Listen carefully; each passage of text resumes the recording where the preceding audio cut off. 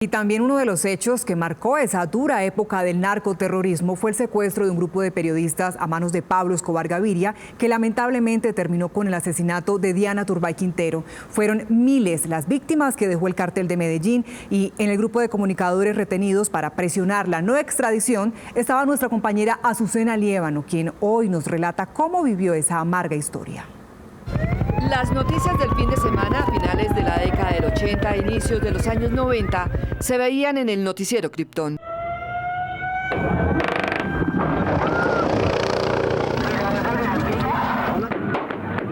Se produjo la explosión.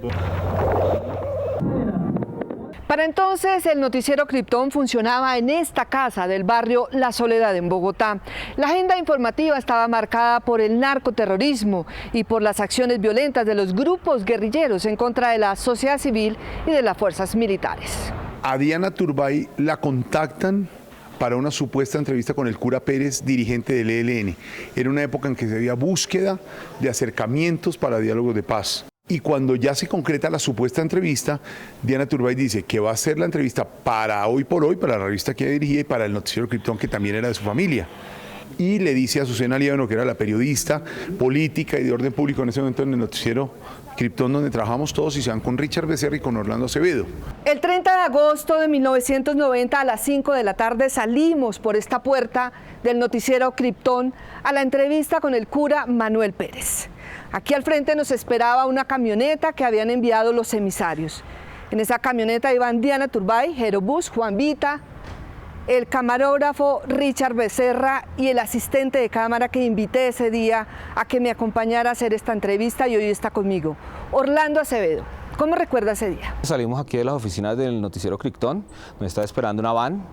Inmediatamente tomamos rumbo hacia los lados de Medellín y pues avanzamos por el lado de la calle 13 hacia Puerto Bogotá, que fue la primera parada, y pues ahí comenzamos a darnos cuenta que estábamos metidos en esta aventura. Pasamos la primera noche entre el carro por un derrumbe cerca a Puerto Triunfo.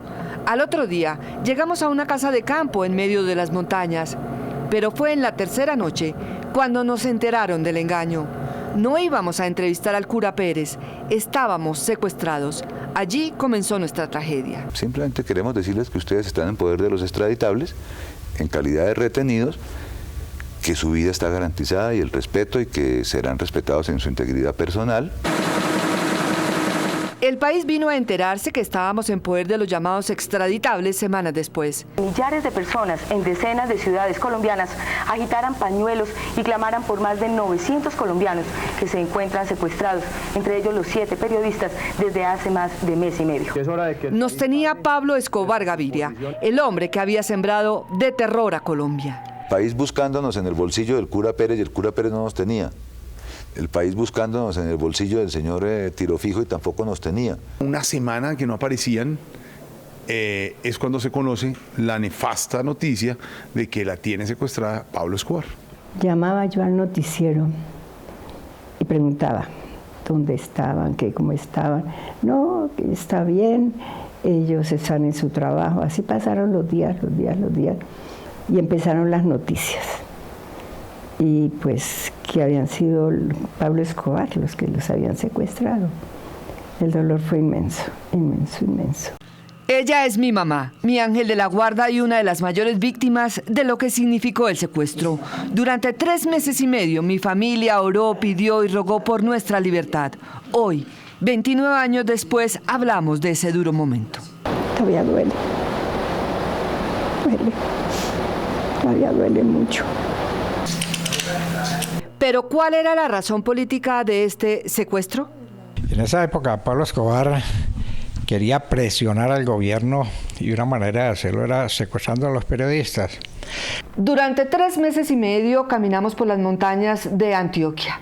Semanalmente nos cambiaban de casa para evadir a las autoridades. Fueron largas las caminatas que tuvimos que aguantar. Pero también, aunque no había cadenas, sí había candados. A veces nos encerraban con candados. Y en esas largas noches donde no queremos que haya un rescate a sangre y fuego por parte de las autoridades, nacieron las pruebas de supervivencia. Esas pruebas de supervivencia que redactamos con Diana Turbay para decirle a nuestros familiares que estábamos bien, pese a las circunstancias en las que estábamos viviendo. Aparecen en este libro una historia que no fue contada. Es el día a día, el minuto a minuto, el diario que escribí de esa larga pesadilla y terrible pesadilla que vivimos. Hace unos meses la Fiscalía General de la Nación me envió ese audio de esas pruebas, parte de esas pruebas que enviamos a nuestros familiares. Y esto fue lo que les dije. Yo le pido a Dios, al Divino Niño y a María Auxiliadora a cada instante, no solo por nosotros, sino por ustedes, para que les dé la esperanza que tenemos nosotros, para que la fe como la nuestra no los abandone y para que nos dé fuerza y tranquilidad en estos duros momentos. Escobar cambió su estrategia. Ya no intimidaba con bombas, sino comenzó a secuestrar personas cercanas al poder. De otra manera, no se hubiera entendido el secuestro de Diana Turbay y el mío. Ella, hija de un expresidente, y yo, reportera política. Opiniones de todos los sectores políticos. Azucena fue porque era una de las reporteras estrella del noticiero. Azucena cubría tanto política como orden público, entonces tenía todo el conocimiento y el bagaje de lo que está pasando en el país y fue escogida por Diana Turbay para eso. La reacción del país y la expedición de algunos decretos del gobierno de turno hizo que Escobar nos empezara a soltar a cuentagotas. Primero fue Juan Vita. Pues veo unos meses muy difíciles que pasé.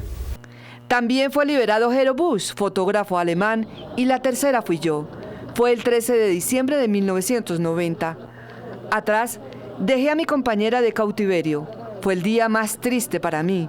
¿Dónde la dejaron? ¿Y cómo vino para llegar al periódico El Colombiano? Con un taxi. En su libro Noticia de un secuestro, Gabriel García Márquez reveló lo que en ese momento escribió Diana Turbay. Diana anotó en su diario: sentí una punzada en el corazón, pero le dije que me alegraba por ella, que fuera tranquila. Yo gritaba, abría el portón, le gritaba en la calle. Han liberado a mi hija, La gente pues estuvo al lado mío, mis compañeras de trabajo, todos estaban inmediatamente con nosotros. Me llevaron a Medellín y en un parque me exigieron tomar un taxi para llegar al periódico El Colombiano. Juan Gómez Martínez, su director, me recibió. Me llaman de la portería. Aquí está una niña, porque era jovencita, Azucena Liévano, preguntando por usted. Yo, por Dios, ya bajo y bajé y la recibí allá. Emocionada, pobrecita, la dejaron aquí, le dijeron entre y pregunte por Juan Gómez. No me conocía. Ahí la conocí, la subí aquí a la oficina y le dije, enciérrese allí en aquella oficina privada, llame a su casa, llame a su gente y yo no dejo entrar periodistas, estése tranquila allí. Esa misma noche, en un avión de Avianca, llegué a Bogotá. Nos fuimos para el aeropuerto, llegamos allá y no me dejaban pasar. Y yo como pude me abrí espacio por donde fuera y me subí a la escalerilla a recibirla. Eso fue una emoción demasiado grande.